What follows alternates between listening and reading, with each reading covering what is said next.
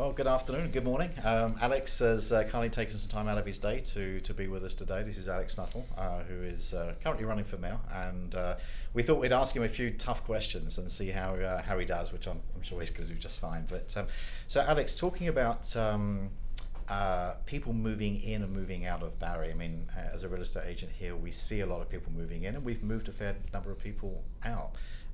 Some of those people have expressed concerns that they can no longer afford to live in our fair city, which is a shame because some of those people it's long-term money. It's not just people that moved here for 6 months and are disappearing again.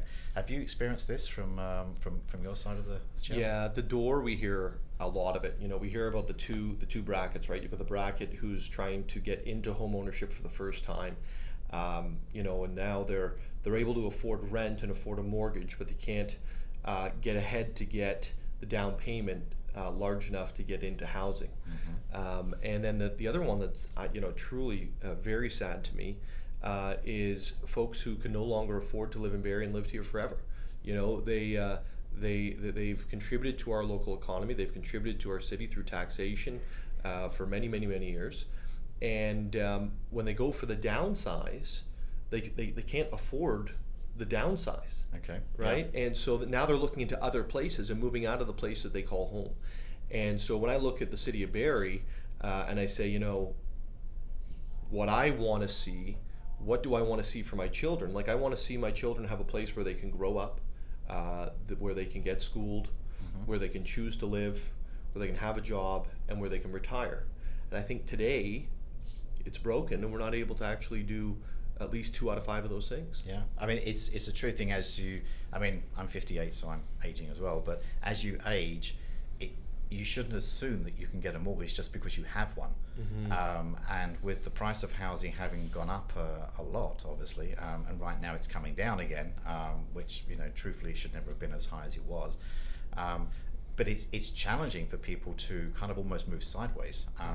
As you age, the style of home that you want changes as well. And I'm not sure if it's true specifically today, but when I last looked, which was only a few years ago, I think something like 52% of all the housing stock in the city of Barrie is a 2-story home. And then you take the condo kind of out of that, the number of bungalows or living that would suit more of a senior downsizing is very limited, and of course, consequently, very much in demand. Absolutely, and so I think there's 2 subjects there. Number one is that the housing stock in Barrie, as you're saying, is really being focused on 2-story family homes, suburban growth, right? Yeah. And in my own life, last year my mother found that she couldn't afford to make life work anymore. She had a little over a couple $1,000 coming in and a rent of $1,750 a month.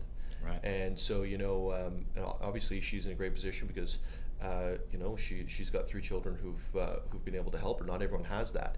But what we decided to do is we decided to sell our family home. We purchased a duplex where we have a 4-bedroom and a 1-bedroom. And so my mother's disabled. She needs to have something that's level. Yep. Right? Yep. And so for her, it made a lot of sense.